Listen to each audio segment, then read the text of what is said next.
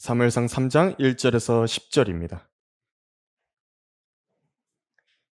아이 사무엘이 엘리 앞에서 주를 섬기더라. 당시에는 주의 말씀이 귀하여 환상은 나타나지 않았더라. 엘리가 자기 처소에 누웠는데 그의 눈이 침침해져서 잘 보지 못하더라.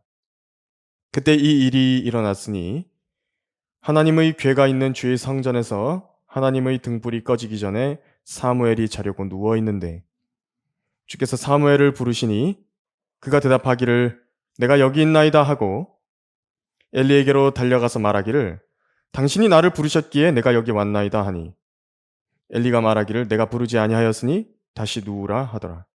그가 가서 눕더라. 주께서 다시 사무엘을 부르신지라 사무엘이 일어나서 엘리에게 가서 말하기를 당신이 나를 부르셨기에 내가 여기 왔나이다 하니 그가 대답하기를 내 아들아 내가 부르지 아니하였으니 다시 누우라 하더라. 사무엘이 아직 주를 알지 못하였고 주의 말씀이 아직 그에게 계시되지도 아니하였더라. 주께서 세 번째로 다시 사무엘을 부르시니 그가 일어나 엘리에게로 가서 말하기를 당신이 나를 부르셨기에 내가 여기 왔나이다 하니 엘리가 주께서 그 아이를 부르신 줄 깨닫더라.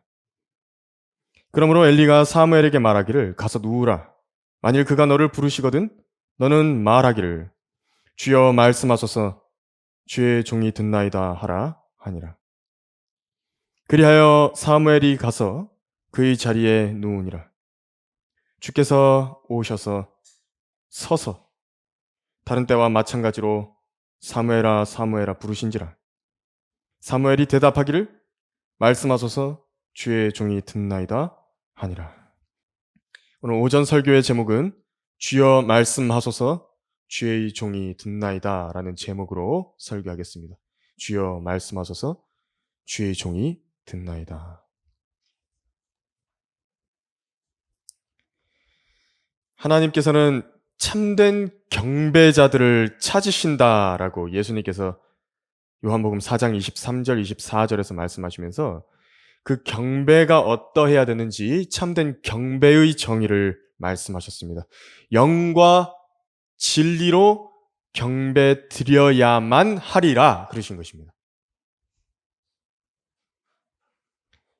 경배 드려야만 하리라. 그러니까 그게 아니면 안 된다는 겁니다. 영과 진리로 드리는 게 아니면 안 된다는 거죠. 지금 사무엘상 2장 3장에 이어지는 그 교훈의 내용들은요. 이 참된 경배라는 것이 사라진 성소에서 영 그리고 진리 이 두 가지가 회복되는 것을 보여주고 있습니다. 한나와 사무엘을 통해서 보여주고 있는 것입니다. 특히 3장은요. 진리에 관해서 다루고 있는 것입니다. 2장에서는 영이죠. 3장에서는 진리입니다.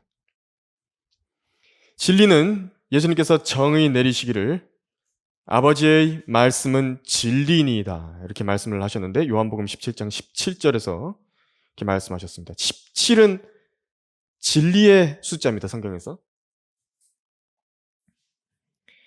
3장 전체에 이 진리인 주의 말씀 그것이 경배의 회복과 도대체 무슨 상관이 있느냐 그것을 잘 정의 내려주는 모습이 나오는데요.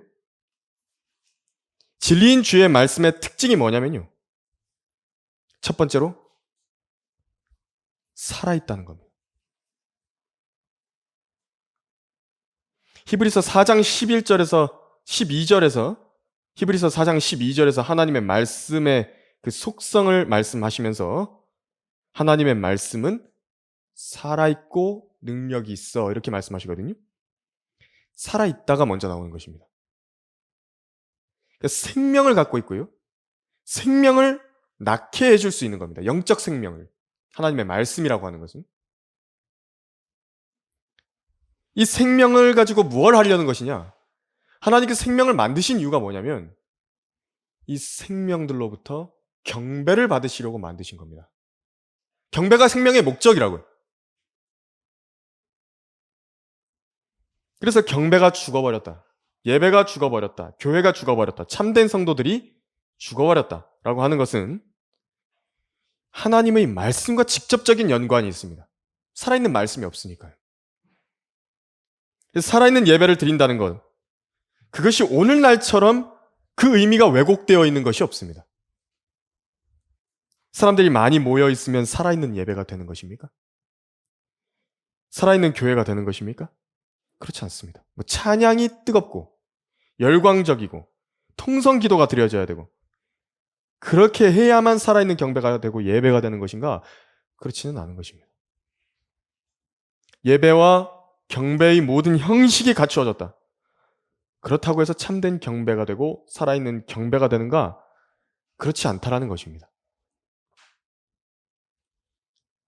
분명히 지금 이 제사장 엘리 시대에도 예배를 드리는 성소가 있고 제물이 있고 제사장들이 있고 하나님의 등불을 켜는 촛대와 여러 기명들이 있었고 정상적으로 운영 중이었습니다.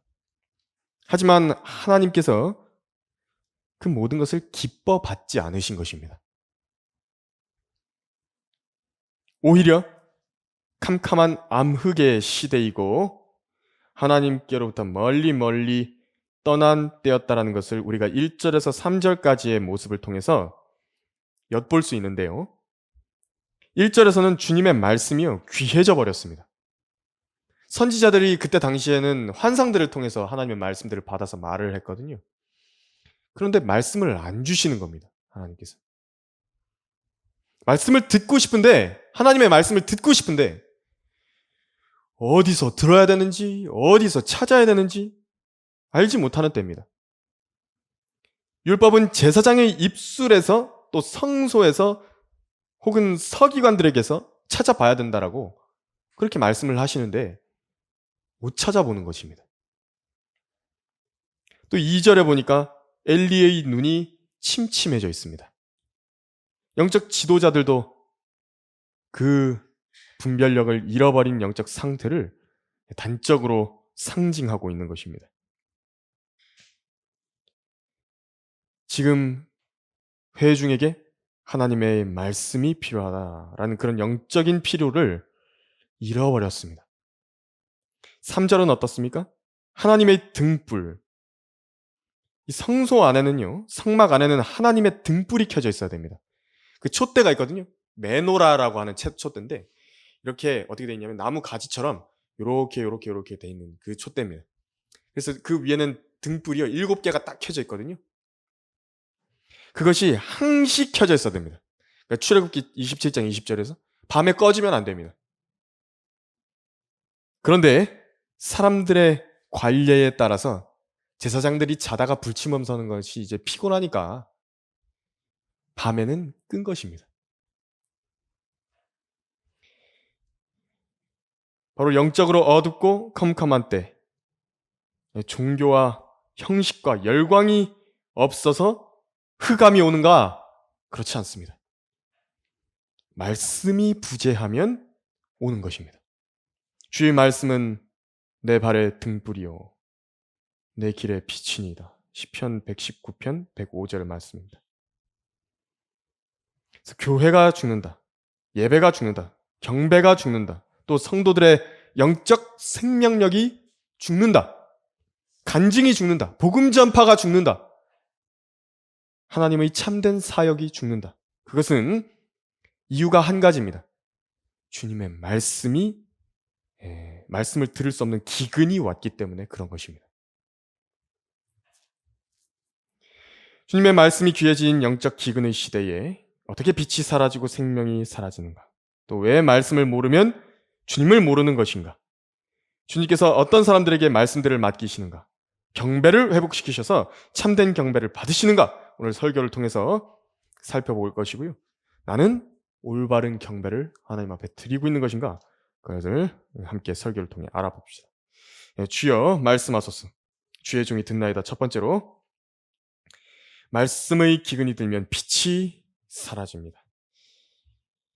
본문의 구약의 상황이 바로 선지자들이 활동하던 시대입니다. 그때는 주의 말씀이 이제 일부 구약 성경으로 기록되어 있었고요. 또 선지자들에게 직접적으로 임하던 때입니다. 성경이 구약 성경 자신을 가리켜서 수식하는 수식어가 있습니다. 성경 자체에서 구약 성경을 가리킬 때 이렇게 말을 합니다. 선지자들의 성경이다. 선지자들의 성경이다. 이렇게 말합니다. 구약 성경을. 그래서 사무엘 같은 선지자들은 그래서 성경을 기록할 뿐만 아니라 그리고 주의 말씀들을 맡아서 직접적으로 하나님께로부터 오는 말씀의 계시들을 받아서 사람들에게 이야기를 해줍니다. 왜 그렇게 해야만 하느냐? 특별한 사람들이 있어야만 됩니다. 구약에는. 왜냐하면 영이 다 죽었기 때문에 죽은 사람들한테 하나님께서 영이 죽은 사람들한테 일일이 말씀을 직접적으로 계시가 안 되거든요. 그래서 특별한 사람만 세우시는 겁니다. 그게 바로 주의 선지자들입니다. 주의 선지자는 특별히 선택이 된 사람들입니다.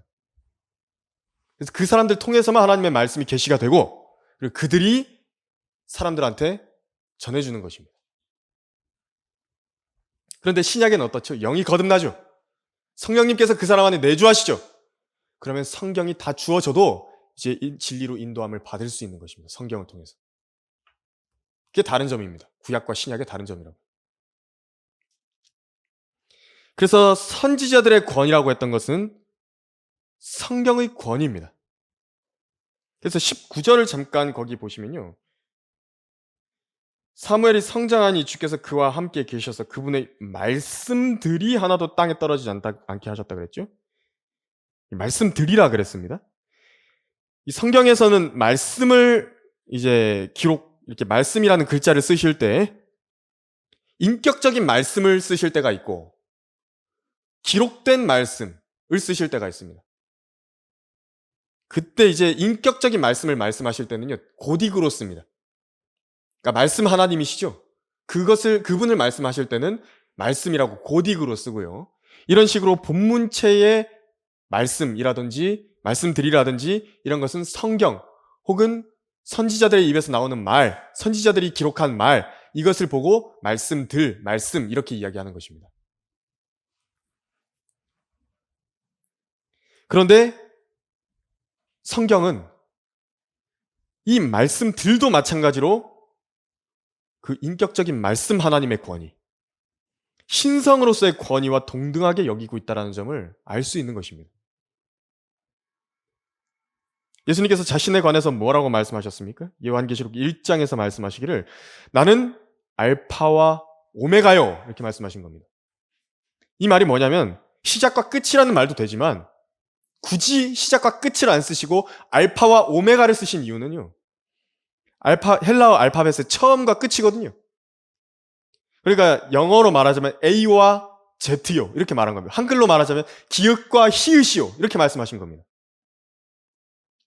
기록된 말씀들을 말하는 것이고요. 입에서 나오는 말들을 말하는 것입니다. 예수님께서 성육신 하셨을 때에 말씀이 육신이 되신 것이다. 그것을 말씀하시면서 예수님을 세상에 비치시다 이렇게 말씀한 겁니다. 만물이 그에 의하여 지은 바 되었으며 이미 지은 받은 것 가운데 그가 없이 지어진 것은 아무것도 없더라. 그분 안에 생명이 있었으니 그 생명은 사람들이 빛이라 그랬습니다. 빛이 꺼졌다는 것은 생명이 사라진 것입니다. 지금 그것을 사무엘상 3장 1절에서 3절까지 우리가 보고 있는 것입니다. 그래서 하나님의 말씀의 특징이 그래서 생명을 준다라고 말씀을 드렸는데요. 그러면 생명을 주신 목적이 무엇이겠습니까?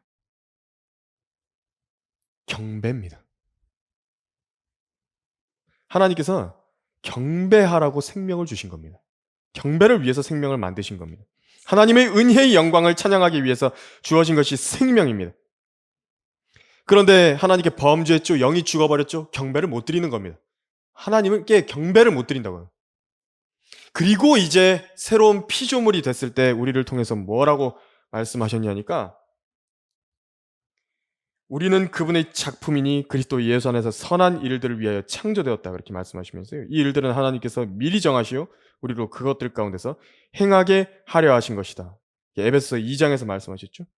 거기서 우리가 바로 그의 그리스도 예수를 통하여 하나님께서 우리를 향한 그의 인자하심 가운데 그의 은혜의 지극히 풍요함을 오는 시대들의 우리를 통해서 보여주시려는 겁니다.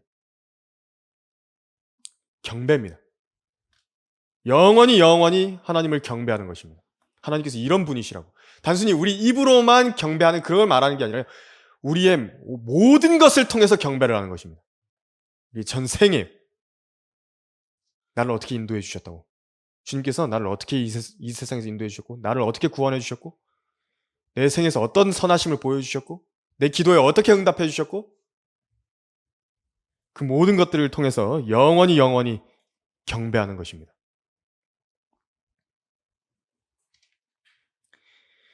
그래서 또 이 생명의 특징이 있습니다. 생명의 특징이라고 하는 것은 반응하는 것입니다. 건드리면 반응한다고. 이게 생명입니다. 하나님의 말씀 역시도 생명이라는 것이 있기 때문에요. 생명력을 주는 것인데요.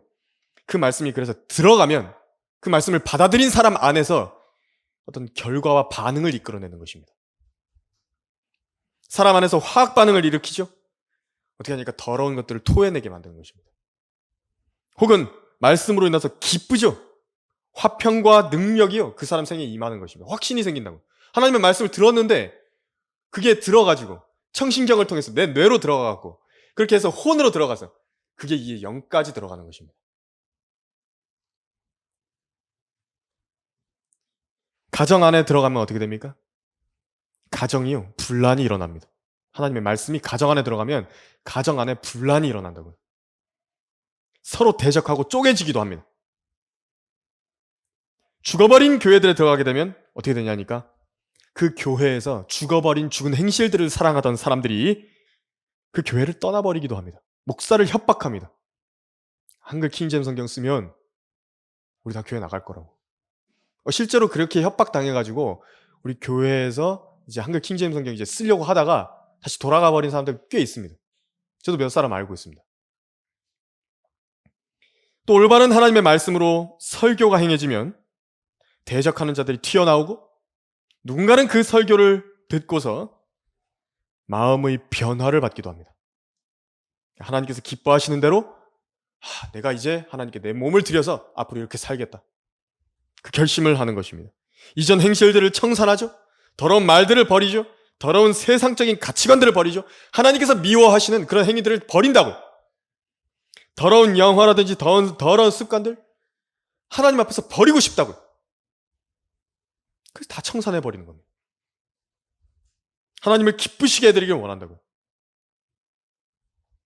그래서 성경이 사라지면 하나님의 말씀이 사라지면 그 사람에게나 가정에게나 국가에게나 다 암흑 속으로 들어가 버립니다. 어두움이 만연해져 버리는 것입니다. 성경이 삭제되고 더해지고 왜곡되고 변개되면 그 나라는 타락 속으로 들어갑니다. 교회도 마찬가지고 개인도 마찬가지입니다. 우리가 흔히 아는 중세시대가 있지 않습니까? 중세시대. 원래 어떻게 불렸는지 아십니까? 암흑시대라고 불렸습니다. 누가 이름을 붙였을까요? 그 이름을 누가 붙였을까요? 역사의 주관자이신 하나님께서 붙이신 겁니다. 로마 가톨릭이 온 세상을 소나기에 쥐고 흔드는 시대였는데요. 성당 가보신 분들은 아시겠지만, 미사 한번 이렇게 보신 분들은 아시겠지만, 거기는 하나님의 말씀이 없습니다. 알아듣지도 못하는 라틴어 가지고요, 방언 가지고 설교를 합니다. 듣는 사람들이 뭘 하는지를 몰라요.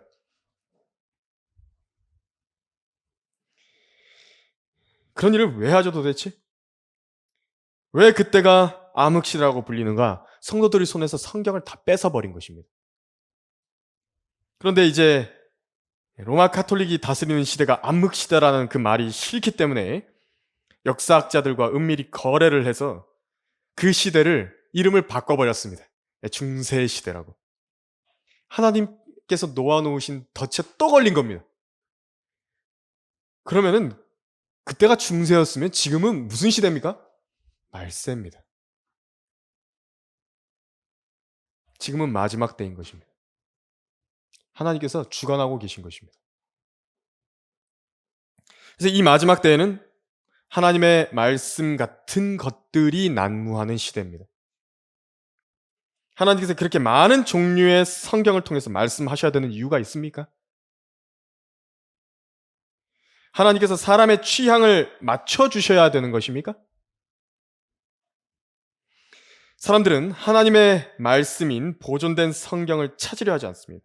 오히려 사람이 하나님 위에 서서 내가 하나님도 취향껏 고르고 성경도 취향껏 선택하고 교회도 취향껏 선택하는 그때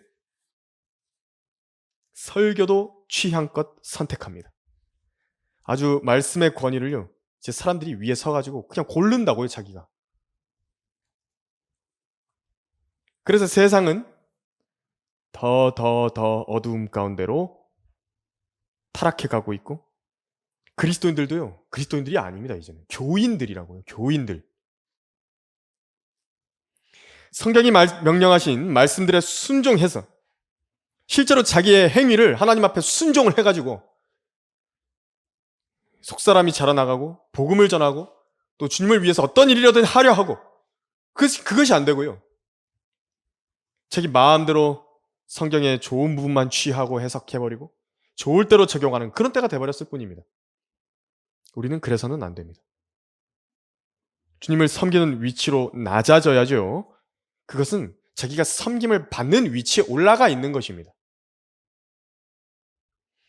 주여 말씀하소서 주의 종이 듣나이다. 두 번째로 말씀을 모르면 주님을 모르는 것입니다. 거기 7절을 한번 읽어보시면요. 사무엘이 아직 주를 알지 못하였고 주의 말씀이 아직 그에게 계시되지도 아니하였더라. 여러분, 사무엘이 여호와 하나님의 이름을 몰랐겠습니까? 그렇다면 사무엘상 1장 28절 끝절에 써 있는 그 아이가 주께 경배하더라, 이것은 어떻게 되는 것이죠? 누구에게 경배했단 말이죠? 그 성소의 기명들과 등불과 차려놓은 상, 휘장, 성막의 기둥들, 도대체 누구를 위해서 세워졌는지 모르면서 사무엘이 일을 했을까요? 그렇지 않습니다. 그런데 지금 성경은 뭐라고 말씀하시냐니까 사무엘이 주를 알지 못했다고 말씀하는 것입니다. 그래서 여기서 주를 알지 못했다, 이 말씀은 인격적으로 주를 알지 못한다는 말입니다. 그래서 하나님께서 자신의 말씀을 계시하시기로 하시고 그 사람이 그 말씀을 알게 됐을 때 그것이 바로 주를 아는 것입니다. 이것은요, 특권입니다. 특권 중에 특권이라고.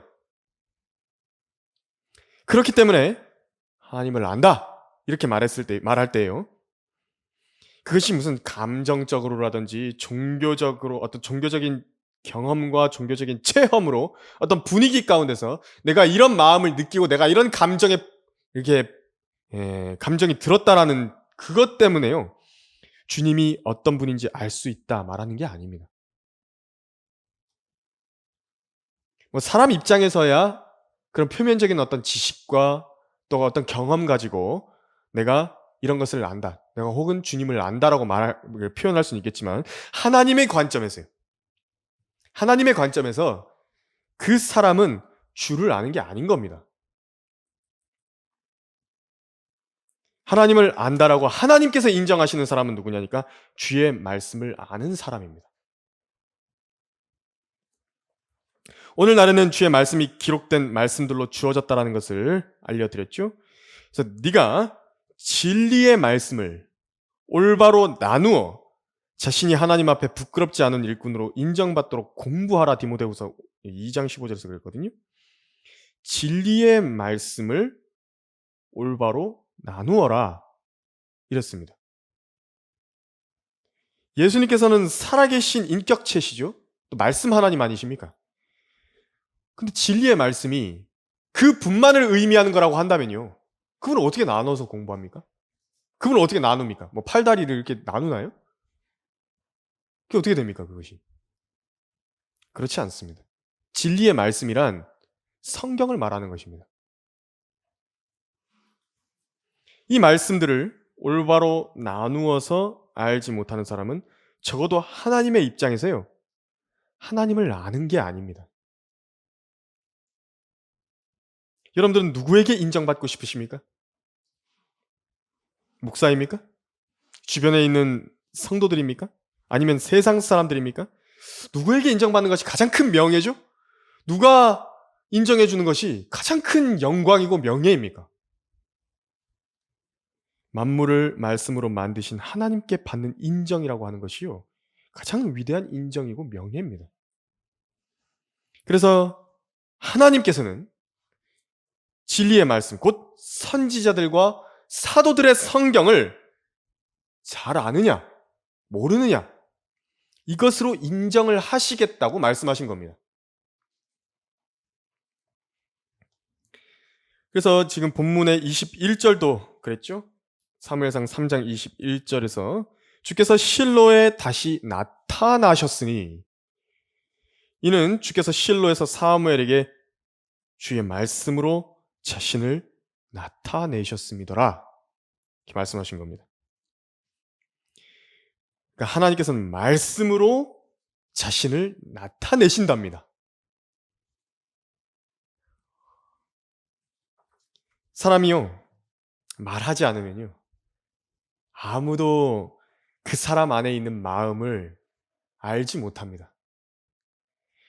물론 그런 말이 있죠. 남편과 아내 사이에 말하지 않아도 알아줬으면 좋겠다. 어떤 부분이나 경험적으로 알아서 그런 거지. 말 안 하면 어떻게 압니까, 그것을? 말을 해야 아는 것입니다. 그 사람의 마음을 말을 해야 아는 것이라고요, 그것이. 하나님의 말씀이신 예수님 역시도 눈에 보이지 않으시고 아무도 알 수 없고, 또 빛 가운데 거하시는, 접근할 수 없는 그 빛 가운데 거하시는 하나님 아버지를 알 수 있게 드러나게 보여주신 분이 예수님인데, 예수님이 바로 하나님의 말씀이시다라고 이렇게 성경이 말씀하는 것입니다. 그것처럼 성경, 기록된 하나님의 말씀 그 자체가 하나님이 어떤 분이신지 그 자신을 나타내시는 가장 강력하고 정교한 그림인 것입니다. 그래서 마치 사무엘에게 주님께서 나타나셨듯이 신약에는 어떤 것이냐면요, 바른 성경을 성도들에게 주셨다라는 것은요, 한글 킹제임 성경을 여러분들에게 주셨다라는 것은요, 사무엘처럼 여러분들에게 나타나신 것입니다, 주님께서. 루터는 자신을 대적하는 공회인 보름스 회의에서 이렇게 말했습니다.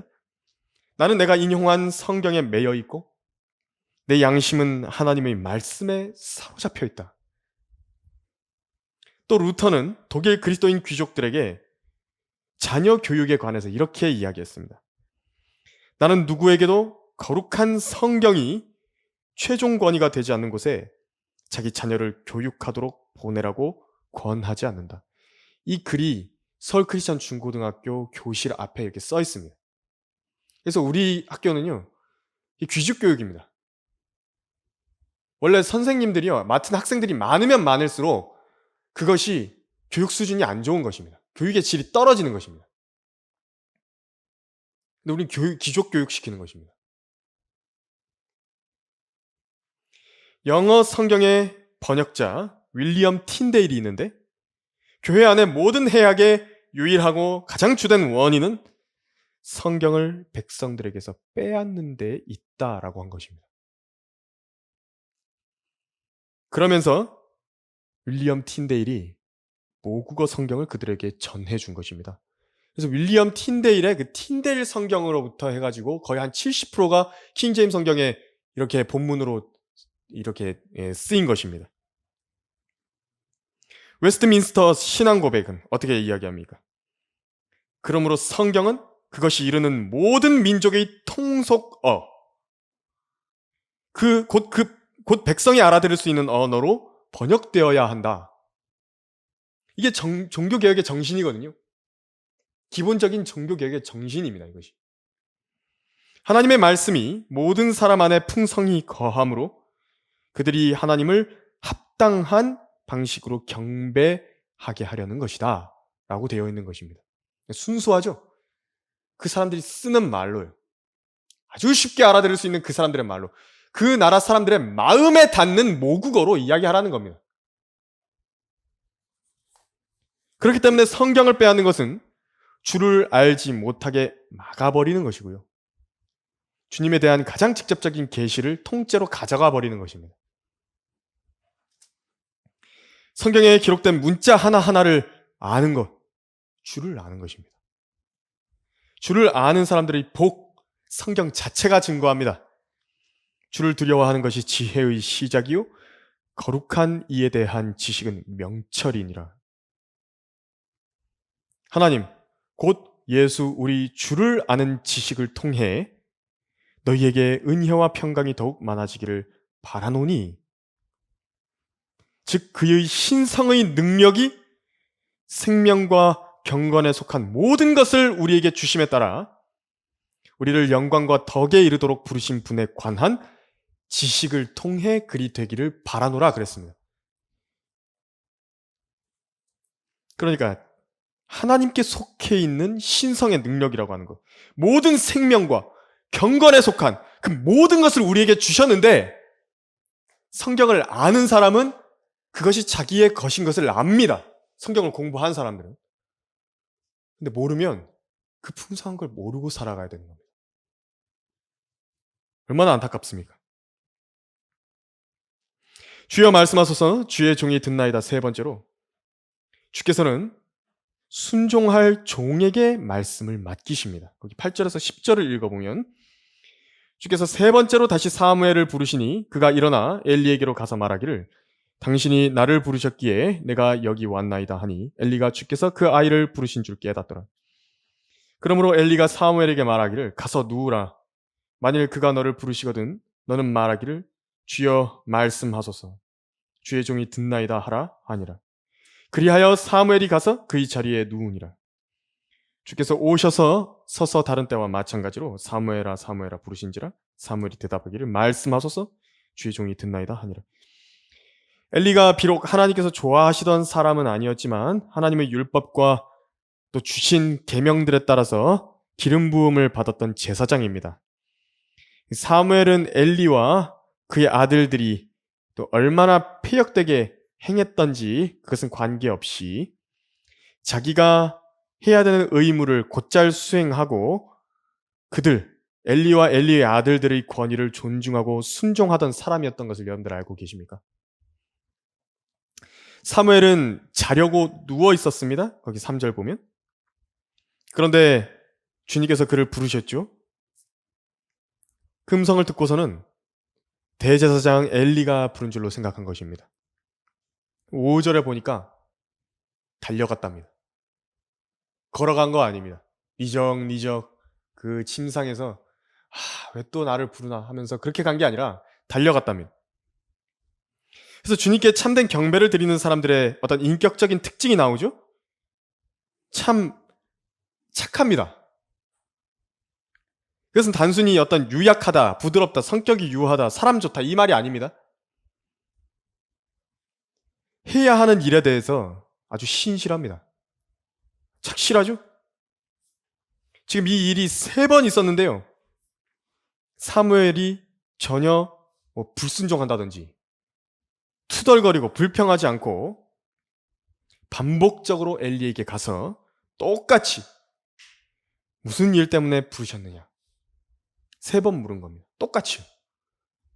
얼마나 순수한 사람입니까? 얼마나 신실하죠? 사무엘은 엘리 집안이 패역하다 해서 자기 의무를 내던지지 않았습니다. 우리도 세상에 수많은 교회와 목사들이 배교했다 그래서 우리까지 그래야 될 이유가 없는 것입니다. 다른 사람의 타락을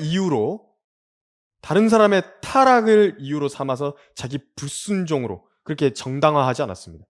자기 불순종의 이유로 삼지 않은 것입니다. 다른 사람의 타락을. 그 사람도 그렇게 하지 않습니까? 그 사람도 열심히 주님 섬기다가 나가지 않았습니까? 성경 침례교회에 있던 많은 사람들이 배교하지 않았습니까? 그 이유가 안 됩니다. 이것이 참된 경배자의 자세입니다. 주변의 타락을 핑계 삼아서 자기 신실함을 버리지 않는 것입니다.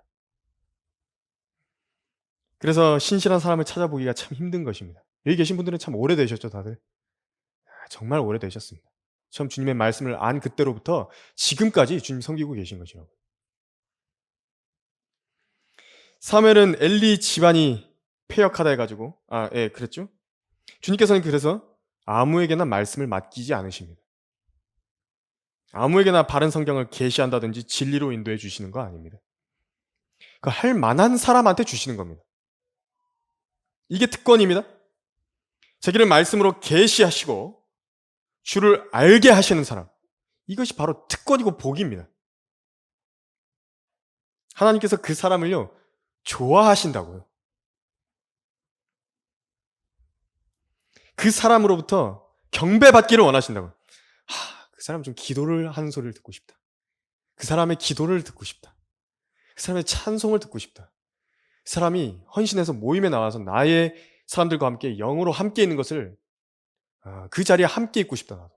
주님께서 함께 계시고 싶으신 겁니다. 두세 사람이 주님의 이름으로 모이면 거기 있겠다 말씀하셨죠. 주님께서 여기 계시면서 즐거워하시는 것입니다.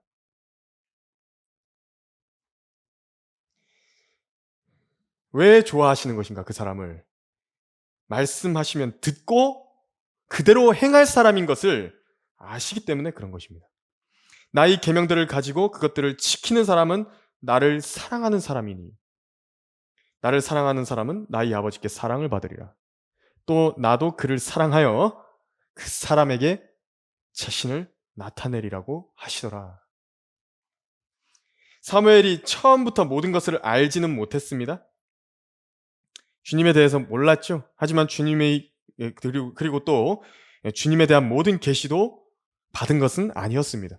하지만 사무엘은 자세가 되어 있습니다. 주님이 부르시면, 주님의 음성이면 내가 순종하겠다. 무엇이든 순종하겠다. 그 준비가 되어 있는 사람입니다. 하나님께서 기뻐하시는 사람은 처음부터 모든 것을 다 알고 순종한 사람도 아닙니다. 하나님께서 말씀하신 것이 맞다고 한다면, 그것이 하나님의 말씀이라고 한다면 내가 그에 따라서 움직이겠다 하는 그 사람을 주님께서 기뻐하십니다. 왜 우리가 16세기, 19세기의 신실한 설교자들과 또 하나님의 사람들을 존경하고 그들의 믿음을 따르죠? 그들이 우리가 조명받을 수 있는 만큼의 방대한 성경 지식이 있었었네. 심지어요, 종말론에 대한 어떤 지식도 잘못되어 있는 사람들도 있었습니다. 하지만 그들의 실행만큼은요, 전천년주의적인 실행이었습니다. 우리 그걸 보려는 것이라고요. 주님이 다시 오실 것이다. 자신이 주님 앞에 서서 실제적인 심판을 받을 것이다. 그래서 내가 내 자신에 대해서 설명을 해야 되고 주님은 곧 오신다고 하셨다. 이걸 믿는 겁니다. 종말론 지식 자체가 잘못됐다 하더라도 주님 곧 오신다. 이걸 믿는 겁니다. 이게 결과적으로 뭘 말하는 것이냐면 믿음으로 사는데 세상에 미련을 들면서 막 거기다가 그 세상을 사랑하면서 사는 것이 아니라 복음을 전하려고 애쓰고 예수 그리스도를 증거하려고 애쓰고 하나님의 말씀을 공부하려고 애쓰고 그렇게 실제적으로 자기의 모든 것들을 버려가지고 주님을 섬겼던 사람들이 그 우리의 믿음의 선배들인 것입니다. 이제 우리는 거기에다가 더해졌죠. 지식까지도 더 더해졌죠. 이제 우리는 그들의 발자취를 더 잘 따라가야 되는 것입니다.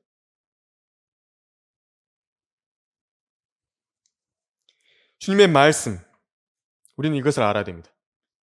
때로는요, 순종이 어려울 수 있습니다. 왜냐하면 꿀보다도 더 단 것이 하나님의 말씀이지만 반대로 쓴맛도 강한 것입니다.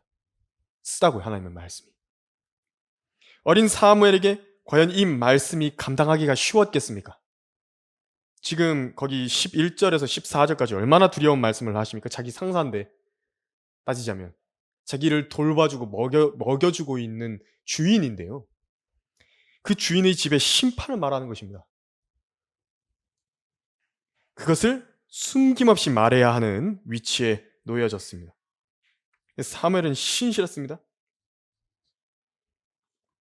그래서 15절에 그 환상을 엘리에게 알리기를 두려워하더라 있는데요.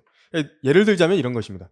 우리가 어떤 회사에 취직을 해 있는데 우리 상사, 직장 상사가 있죠? 사장님이 있는데 하나님께서 너 사장한테 가서 당신 죽으면 지옥에 간다. 그 이야기를 하라고. 그렇게 이야기하시는 거 똑같은 겁니다. 쉽지 않을 건데요. 사무엘은 신실한 겁니다. 누구라도 말씀을 들을 때에 신실한 사람으로 보일 수 있죠. 하지만 진짜 옥석을 가리는 것은 그 말씀 그대로를 있는 그대로 말하고 실행해야 될 때 드러나는 것입니다. 사무엘에게 두려움이 없었던 것은 아닙니다. 15절처럼요. 하지만 엘리에게 이제 이 말을 해야 될 때가 왔죠. 그때에 아무것도 숨기지 않은 것입니다. 그리고 모든 것을 말해 주었습니다. 하나님께서 말씀을 맡기시는 사람들, 듣기만 하는 사람이 아니라 순종하는 사람입니다.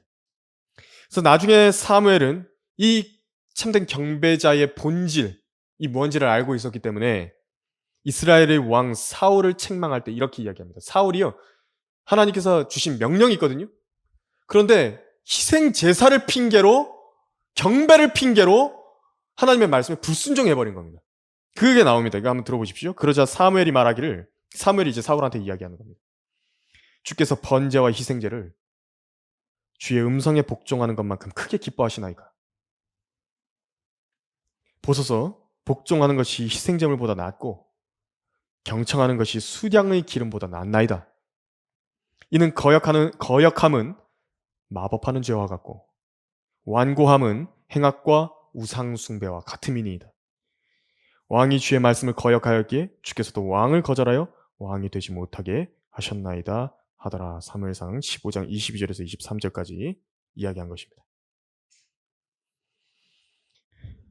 오늘 설교의 결론을 맺으면 바다 한가운데 폭풍이 치는 밤에 배를 살리는 것, 그것은 등대의 건물 그 자체도 아니고요, 등대 안에 장식도 아니고요, 거기 안에 들어있는 어떤 다른 부수적인 것들도 아닙니다. 그 배를 살린 것은 어둠을 뚫고 나오는 빛입니다.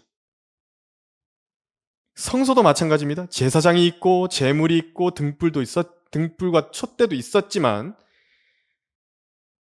주의 말씀을 듣지 못하게 된 때 영적인 암흑이 그곳에 임하게 된 것입니다.